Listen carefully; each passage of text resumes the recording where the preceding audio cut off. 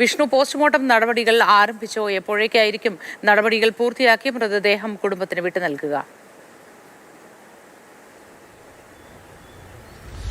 മോത്തി, ഇന്ന് പുലർച്ചെ 4 മണിയോട് കൂടിയാണ് ഈ എൽദോസിന്റെ മൃതദേഹം കളമശ്ശേരി മെഡിക്കൽ കോളേജിലോട്ട് എത്തിച്ചിരിക്കുന്നത്. നിലവിൽ ഈ മൃതദേഹം മോർച്ചറിയിൽ സൂക്ഷിച്ചിരിക്കുകയാണ്. ഈ പോസ്റ്റ്മോർട്ടം നടപടി ആരംഭിക്കുന്നതിന് മുന്നോടിയായി കുട്ടമ്പുഴ പോലീസ് ഇവിടെ സ്ഥലത്തെത്തി ഇൻക്വസ്റ്റ് നടപടികൾ പൂർത്തിയാക്കേണ്ടതുണ്ട്. ഇൻക്വസ്റ്റ് നടപടികൾ പൂർത്തിയാക്കി പോലീസിന്റെ റിക്വസ്റ്റ് കൊടുക്കുന്നത് പ്രകാരമായിരിക്കും ഈ പോസ്റ്റ്മോർട്ടം നടപടി ആരംഭിക്കുകയുള്ളൂ. ഇപ്പം നമുക്ക് ലഭിക്കുന്ന വിവരപ്രകാരം ഈ കുട്ടമ്പുഴ പോലീസ് കുട്ടമ്പുഴയിൽ നിന്നും അവർ കളമശ്ശേരി മെഡിക്കൽ കോളേജിലോട്ട് തിരിച്ചിട്ടുണ്ട്. ഏകദേശം 6 മണിയോടുകൂടി അവർ അവിടുന്ന് തിരിച്ചു എന്നാണ് നമുക്ക് ലഭ്യമായിട്ടുള്ള വിവരം. അവിടുത്തെ ഏകദേശം 1 മണിക്കൂറോളം ഉള്ള ഒരു യാത്രയുണ്ട്. അതിനുശേഷം അവർ ഇവിടെ എത്തിയതിനു ശേഷം മാത്രം ഇൻക്വസ്റ്റ് നടപടികൾ പൂർത്തിയാക്കേണ്ടതുണ്ട്. അതിനുശേഷമാകും ഈ റിക്വസ്റ്റ് കൊടുക്കേണ്ടാവുക. 9 മണിയോട് കൂടിയാണ് പോസ്റ്റ്മോർട്ടം ആരംഭിക്കൂ എന്നുള്ള ഒരു വിവരമാണ് നമുക്ക് ലഭിക്കുന്നത്. ഇവിടെ ഈ പോസ്റ്റ്മോർട്ടം നടത്തേണ്ട ആളുകളെല്ലാം 9 മണിയോടുകൂടിയായിരിക്കും ഇവിടെ എത്തുക. അതിനുശേഷം പോസ്റ്റ്മോർട്ടം നടപടികൾ പൂർത്തിയാക്കി എത്രയും പെട്ടെന്ന് തന്നെ ബന്ധുക്കൾക്ക് വിട്ടുകൊടുക്കാനുള്ളൊരു സജ്ജീകരണമാണ് ഇവിടെ ക്രമീകരിച്ചിരിക്കുന്നത്. എന്നാലും ഇത് ഏകദേശം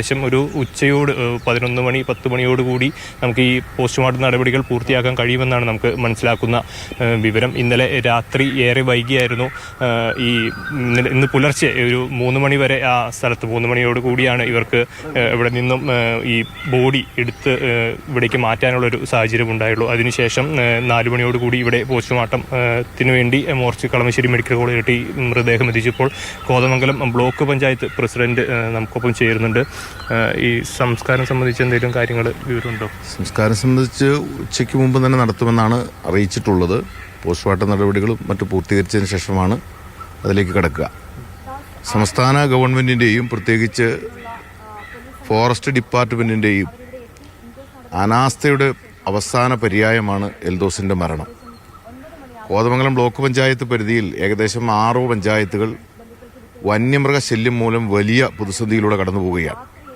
ബ്ലോക്ക് പഞ്ചായത്തിൻ്റെ ഭരണസമിതിക്ക് തുടക്കം കുറിക്കുമ്പോൾ തന്നെ ബ്ലോക്ക് പഞ്ചായത്ത് ഭരണസമിതി വലിയൊരു ബ്ലോക്ക് പഞ്ചായത്ത് എന്നതിൽ ഏകദേശം 40 കോടി രൂപയുടെ മഹാത്മാഗാന്ധി ദേശീയ തൊഴിലുറപ്പ് പദ്ധതിയിൽ വികസന പ്രവർത്തനം നടത്തുന്ന ബ്ലോക്ക് പഞ്ചായത്തിൽ ട്രെഞ്ച് കുഴിക്കുന്നതിന് വേണ്ടി അനുമതി നൽകണമെന്ന് ഫോറസ്റ്റ് ഡിപ്പാർട്ട്മെൻറ്റിനോട് ആവശ്യപ്പെടുകയും അതോടൊപ്പം തന്നെ മിനിസ്റ്ററെ നേരിൽ കണ്ട് ഈ കാര്യം പറയുകയും ചെയ്തിട്ടും ഫോറസ്റ്റ് ഡിപ്പാർട്ട്മെൻറ്റ് ട്രെഞ്ച് കുഴിക്കുന്നതിന് വേണ്ടിയുള്ള അനുമതി തന്നില്ല എന്നുള്ളതാണ് ഒരവസ്ഥ. അതിനുശേഷം ബ്ലോക്ക് പഞ്ചായത്ത് നിരന്തരമായി ഈ വിഷയവുമായി ബന്ധപ്പെട്ട് മലയാറ്റൂർ DFO അതോടൊപ്പം തന്നെ കോതമംഗലം DFO അടക്കമുള്ളവരെ സമീപിച്ചിട്ടും ട്രെഞ്ച് കുഴിക്കുന്നതിനുള്ള നടപടികളുമായി മുന്നോട്ട് പോയപ്പോൾ അത് നിരസിക്കുന്ന സമീപനമാണ് ഫോറസ്റ്റ് ഡിപ്പാർട്ട്മെൻറ്റിൻ്റെ ഭാഗത്തുനിന്നുണ്ടായിട്ടുള്ളത്. ഇപ്പോൾ സംസ്ഥാന ഗവൺമെൻറ്റിൻ്റെ ഭാഗത്തുനിന്ന് ദീർഘകാലമായി 2.5 കോടി രൂപയുടെ ഫെൻസിങ് വരും, മറ്റ് പദ്ധതികൾ വരുമെന്നൊക്കെ പ്രഖ്യാപിച്ചു എങ്കിൽ പോലും നാളിതുവരെയായി ഒന്നും വരാത്തതിൻ്റെ പേരിലാണ് എൽദോസ് അടക്കമുള്ളവരുടെ മരണമുണ്ടായിട്ടുള്ളത്. തൊട്ടടുത്ത 2 ദിവസം മുമ്പാണ് ആൻമേരിയ എന്ന MA കോളേജ് വിദ്യാർത്ഥിയുടെ മേൽ പന മറിച്ചിട്ട് ആ കുട്ടിക്ക് ദാരുണമായ അന്ത്യമുണ്ടായിട്ടുള്ളത്. അതോടൊപ്പം തന്നെ നേര്യമംഗലത്ത് 6 മാസങ്ങൾക്കപ്പുറം മറ്റൊരു വൃദ്ധയുടെ മരണമുണ്ടായി, ഇന്ദിര. അതോടൊപ്പം തന്നെ നിരവധിയായ കോട്ടപ്പടി പഞ്ചായത്തുകളിലും അതോടൊപ്പം തന്നെ പിണ്ടിമന പഞ്ചായത്തിലും കീരമ്പാറ പഞ്ചായത്തും നമുക്ക് മുന്നിലേക്ക് വരുന്നുണ്ട്, വാർത്തയാവുന്നു. അത് 2-3 ദിവസത്തെ ഒരു കോളിളക്കത്തിന് ശേഷം കെട്ടടങ്ങുന്ന കാഴ്ചയാണ് കാണുക. വകുപ്പ് പലപ്പോഴും മീറ്റിങ്ങുകൾ നടത്താറുണ്ട്. മനുഷ്യ വന്യജീവി സംഘർഷത്തെ തുടർന്ന് നടത്തേണ്ട കാര്യങ്ങൾ, അതിലെന്തൊക്കെ തീരുമാനിക്കണം, എന്ത് നടപ്പാക്കണം, ഇതെല്ലാം മീറ്റിങ്ങുകൾ കൂടാറുണ്ട്. പക്ഷെ അതിൻ്റെ ഫലമായി എന്താണ് അവിടെ നടപ്പാക്കുന്നത് എന്ന് മാത്രം മനസ്സിലാവുന്നില്ല. അതൊക്കെ അങ്ങനെ അവശേഷിക്കുകയാണ്. പൊതുജനങ്ങളാണ് ബുദ്ധിമുട്ടുന്നത്.